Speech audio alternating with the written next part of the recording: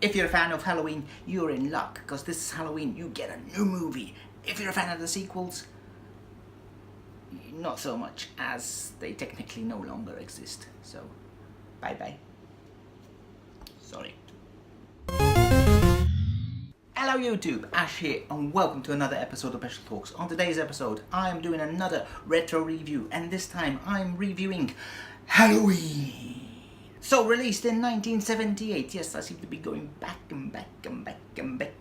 with these retro reviews. But anyway, released in 1978, the film stars Jamie Lee Curtis and is directed by John Carpenter and was one of the most successful independent-made movies of all time. If released today on its budget, it would have made 150 million on a micro budget. That was how successful the film was, and it's also considered one of the classic horror movies of all time. So, is this a trick or is it a treat? Let's get into it! So as for the plot of the film starts out on Halloween's night in 1963. We see a young Michael Myers dressed in a clown costume, quite innocent, but then we see him go up and brutally murder his sister.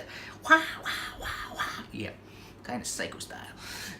So then the film fast forwards 15 years, and obviously Michael Myers is being in a mental institute. Then he escapes from this institute because the security in this institute makes Arkham Asylum look like Fort Max by the look of it. It was pretty easy for him to escape. So Michael returns to his hometown intent on having the best Halloween possible in his style. Obviously filled with murder. And that's the plot.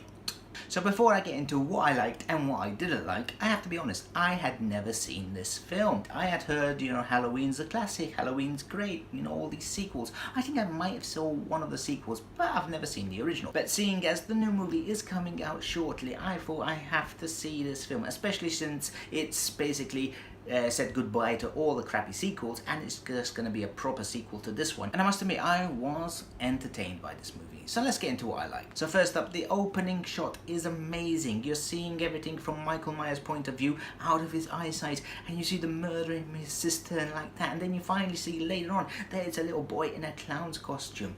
And I just thought it was so intense, and the tone and everything, it was so brilliant. Like, really great way to start a movie, and yeah, straight away it gets you hyped for this horror film. And also the whole premise that a little boy is just killing someone, it's wow. And that leads into my second point. The atmosphere of this film is so amazing and so intense. Like, you just, it really gives you goosebumps. You're watching the film and suddenly you see Michael Myers appear. She looks again, he's gone. All these little blink and you'll miss him moments which help build the atmosphere, and you start saying, when is he gonna start killing people? He's stalking it slowly, he's playing with them. We see him, they don't see him, they look, they don't see him, they see him. You start saying, oh, is it gonna start killing? And then once he starts killing, boom! The payoff is there, and the whole atmosphere of build-up, tension to the first kill is amazing. Really cool. And I also like that despite Michael killing several people in very violent fashion, there wasn't much gore and blood, which is something I really like. You don't have to have loads and loads of blood pouring out. There's this one kill where Michael stabs someone so hard that he pins them to a kitchen cabinet, and it could have been so violent. Didn't need to show all this blood and everything that modern movies would do, and they kept it low key. Violent deaths, but not too gory, and I really felt that was cool. Probably they'll mess it up in the sequel because, modern audiences like loads of blood. But back then they didn't, and I felt the film was better for it. Another thing I absolutely loved about the film was the music. Of course, the theme song is so iconic in horror movies, however, it really helps build the tension, and you just love hearing the Halloween theme when something's happening, when something's going down, it starts playing in the back and you say, oh cool, shit's about to hit the fan. And fun fact about the music was added later on, as they had tested the film without any music and it was poorly received. In fact, people said it isn't intense and it's quite boring. So Carpenter had to do something to up the tempo, and he was worried. So he composed the whole music for the film, and that's why it works so well. So thanks to those critics, as without it we wouldn't have the iconic Halloween theme. And last but not least on my positives is Michael Myers himself. When we talk about iconic horror characters, there's always Freddy, Jason and Michael. And Freddy basically has powers. Jason is over the top violent, but Michael Myers is really intense. And I could never appreciate that before watching the film, because the way he kills people is amazing. You know, the whole stalking before he kills them. Very patient killer, and it really is more scary than just all out violence. So yeah, props to him, and everything from the mask, which everyone knows about the history of the cheap mask, which was Captain Kirk.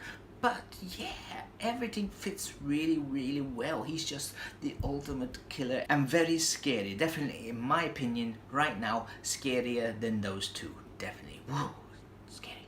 So now let's get to what I didn't like. There wasn't really that much, but I have to mention the acting is a bit poor at the time, especially the first kill in the car.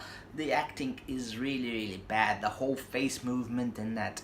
Oh, I was going like that. Obviously the film made up with it, for all the atmosphere and everything else, but that acting is really bad in the car.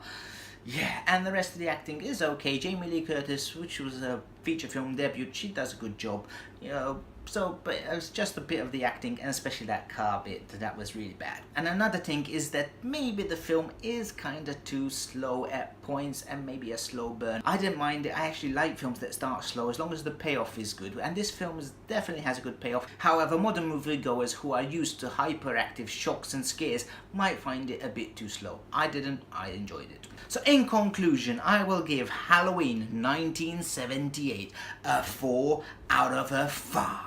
The film is without doubt a perfect film to watch on Halloween. Of course it would be with a title like that.